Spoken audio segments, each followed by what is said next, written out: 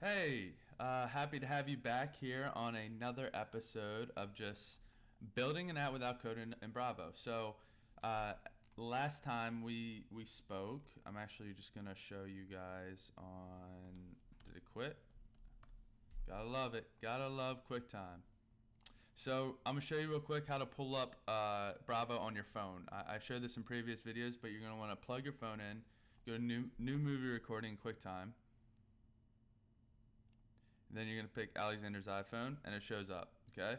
So so far in our past episodes, we have navigation when click View My Portfolio, and then we had simple navigation to go back. If I click Design Turn, it goes back to the home page, right? Obviously, if we went to View My Portfolio and we tapped one of these products that I've worked on or built, it would then go into that product's actual page, right? So with that being said, I went ahead and designed the page. Okay, so this is kind of, explains Clava, what I worked on in Clava, what did I do in Clava, and then where you can learn more about it. And I had to add an emoji here, obviously, but you can easily add emojis. You can use a Fig emoji plugin for Figma, or you can actually just go into your text messages, type in a emoji, and then copy it and put it in here. The phone emoji doesn't show up like it does on the phone. Figma kind of like makes it different. So when the user clicks X, they will go here. I should probably set that up because I don't think I have.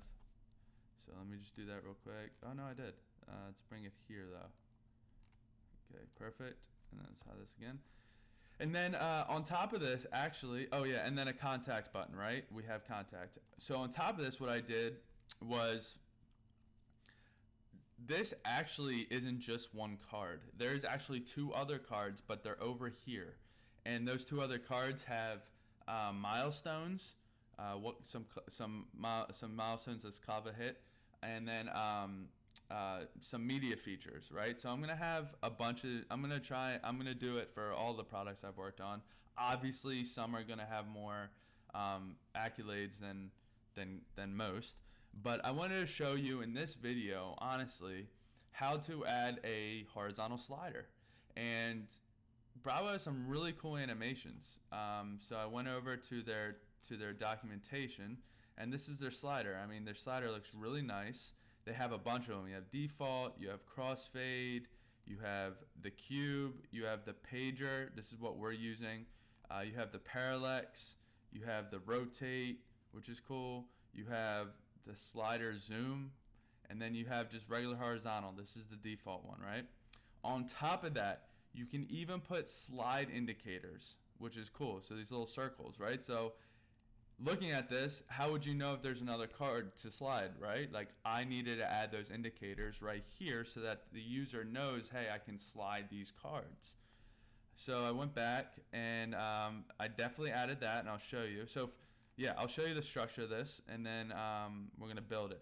So this is slider infinite, which means that you just keep sliding and it just repeats itself. You don't have to go back and forth, which I thought was really cool. You can do slider automatic every 5 seconds. And so what we're going to do is we're going to set this all up so that we can do it in our app. So obviously I have it here, but I was going to start from scratch. And let me go back to design. I was going to start from scratch over here, okay? So we have a blank. This is our blank. I'm going to actually expand this now. This is our blank artboard, right? And right now it has a transition push up. So when we're navigating to this page, it's going to come up from the bottom, right? So we don't have any container or anything in here, which is fine. But what I like doing is always splitting Bravo up into sections, me personally. You can have everything under one container, but I find that when you're doing some complex stuff, it just works better if you split it up, to be honest.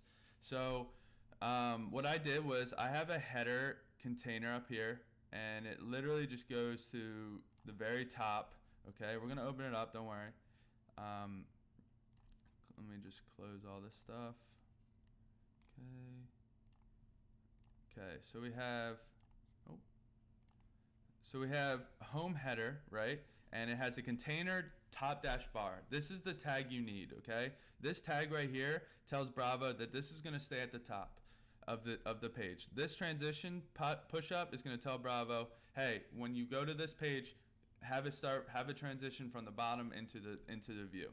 So in this top header, we have my logo, okay? We have Clava title. So I expand it out to here so that in case I have a long title, it doesn't get cut off and just ruin the design.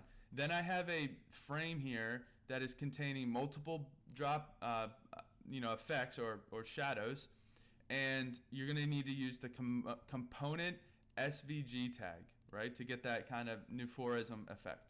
So that's really it. So that's it. Okay, so that's the top header. I'm going to start with the bottom now. I then drug an actual container frame, to the very bottom.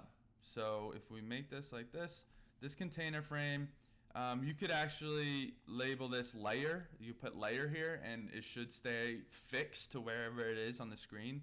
That is a tag that Bravo offers. I just put a basic container in here because at the end of the day, we're then using that button. Let's just change this button contact frame, and we have the component SVG because again, this has the Neuphorism design on it, right? So it has multiple shadows, and you're gonna need to pull that. Next thing we have to do is, so for one, you're going to need to draw a frame where you want your horizontal container to be, okay? So in this case, I have the frame right here, okay? So this frame is, let me just hide all this content in here so that you don't get confused. So imagine this blank frame, and I drop it in here, okay? And so this frame, I'm going to say this is the top parent frame to your horizontal slider. So for one, you first put a container, semicolon slider, semicolon pager, right? This one's first, so you got to decide which one of these do you want to use, okay? So whatever one you pick, you copy that tag and you put that here, okay? Very easy. Next thing you got to do is, do you want the slider infinite, or do you want to use the indicator? It doesn't matter what order. I just found this first, and I was like, I'm going to use this. So I put this here, okay? Then the slider indicator, I moved last, and if I double click here, you're gonna have to I put in a custom hex code. It's a purple. It's this purple right here, and Bravo's automatically gonna put that purple as the active card color dot, right? And then the two other dots representing the non-active cards are gonna be a dark purple. Bravo already does that for you. It takes the hex code you use and changes it to something very similar for the non-active cards, which I think is really cool. Next thing you need to understand is that with this frame, after you get your tag set up, you have to expand it all the way to the screen. It has to fill the whole screen like this, width-wise. You want to definitely make sure that it's not also touching any other frame, okay? I mean, overlapping any other frame. It can touch them, right? But it shouldn't be overlapping. Okay, so if we just pull this down, that's cool, whatever. No, you need to use V there. Next, after that, you're gonna put your first frame in there. Okay, so how I set this up is I have Clava, which is the content intro frame. This is the intro. I have another frame within this frame. So this first frame, has to take the width and height of the parent container, which is this content wrapper. So let's call this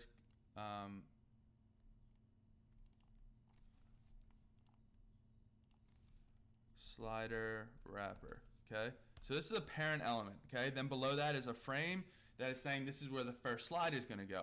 And you're gonna have to do this for each card. So if you have 3 cards, go ahead and make one frame and then put that next frame to the right like I have here, and then put the third frame to the right of that, which I have here, right? Just make sure though that it's within this wrapper, okay? And because if it's not, you're gonna see that this frame is just gonna be sitting out here in the artboard. It's not really gonna be in this actual group here. Make sure it's in here, drag it in here. So then once you have this frame set out, you're gonna obviously already have your card designed. Make sure your card is designed as you can see here, in a frame, especially if you're using multiple shadows. I do not think you have to have a frame if you don't have multiple shadows. If you have just a regular rectangle that you're using, go ahead and put all that content on top of the rectangle and whatever into this child frame here that's below the parent, right? For me, I wanted to have multiple shadows, so I found out it worked putting the component SVG here, because this again has all my drop shadows, right? I then pretty much put it, in the location I wanted it, inside this contact intro child container frame here. I moved it towards the top because, again, I'm using the slider indicators, and those slider indicators are going to show up like right here where these numbers are. So you don't want to put this in the middle, because then it's going to kind of get really close to those indicators, and then it's not looking as good, right? So after you're done with this card, your first card, you're going to put your second and third card in the same exact positions inside their frame that you've created, that you have with the intro card, right? Because you don't want, unless you do, you don't want one card to be at the top and then at the bottom, then the middle of each frame, because then on top of that, your indicators are going to get all messed up at the bottom. So just make sure your spacing and your location of what you're doing is consistent. Next thing you got to do after that is, just update your app. So head on over to Bravo, click update. I'm dumb. I should definitely put a skip here. So you can use this skip tag to tell Bravo, hey, like, don't pick this up. Like, I don't want you to scan this. See how I picked it up here? Now there's 2. Now after I put that skip, you're going to see it leaves. So this is now updated, and I'm going to update the app one more time.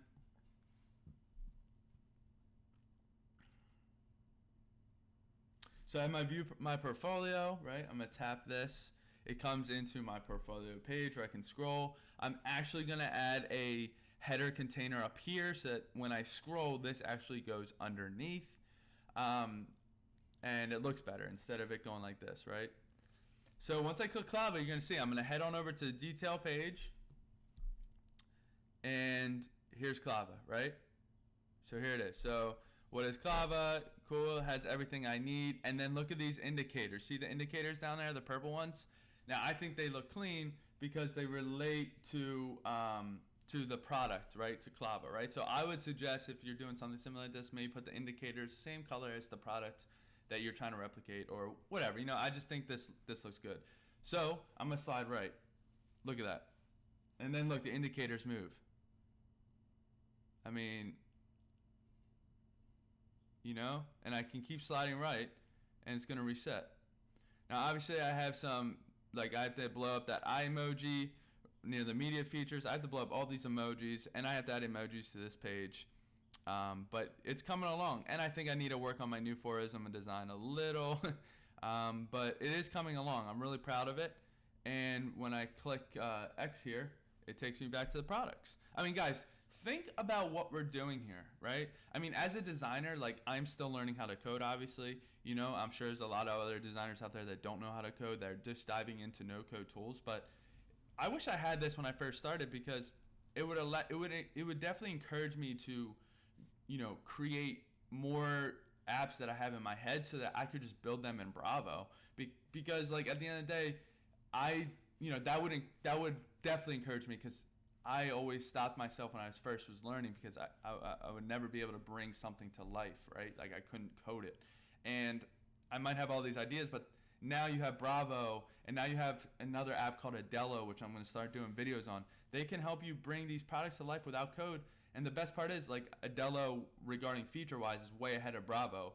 But you can actually, add in-app purchases, all this type of stuff. Like, you can do so much stuff in Adello it's like endless what you can do in there. The issue is the design. That's why I like Bravo better, because Bravo, to me, is just easier when it comes to, well, it's way better when it comes to just making your app look legit and look like a really nice app, because it literally just copies everything you do here in Figma, right? And so it's only a matter of time Bravo gets some more features. I also heard a rumor that they are trying to hook into Adello's API, backend API, which means that the front end could be, the things you see, the app you see could be held in Bravo and the transitions, but then the actual data and like server could be held on Adelo, which would be crazy. But yeah, this is it, guys. I mean, look at this. I've created a freaking really nice looking, in my opinion, app. I know a lot of people are on this type of design, and without any code. I mean, this is definitely something really hard to do, even in code. So, this contact button at the bottom is gonna take me to obviously email the Kafka team. So again, in our next video, we're gonna keep diving into Bravo, and I'm gonna show you more of the app after I'm done, so you guys can see the design. And like you said, like this is just a bad new 4ism design. Like I definitely gotta improve this, but it will be better in the next episode. I think what we're gonna learn next is definitely something along the lines of maybe an email button. Take them right to email me or email whatever, right? So guys, look, keep building in Bravo, keep designing. Please reach out if you have any questions, any questions or tips. And more importantly, subscribe at the bottom. Make sure you subscribe. Make sure I just want to comment like what you're working on right now. Like this video. These Bravo videos, aren't getting the views I want to get. But what's frustrating me is that this product can be such a tool for so many designers, and that's why I want to get this in front of people, because there are designers out there I know that could use this. I know the intern designer that I'm working with, uses this all the time. So is getting into it. So I just think this is a great tool, and it's a great tool to have it on your palette, and it helps honestly teach you some things about just coding as well, like how things work, especially on the data library side, which we haven't even touched. So yeah, guys, I really hope you enjoyed this episode. I'll see you guys in the next one, and if you guys want me to do a Bravo tutorial on something, just comment below, seriously. But don't forget to subscribe and like, and I'll see you in the next video.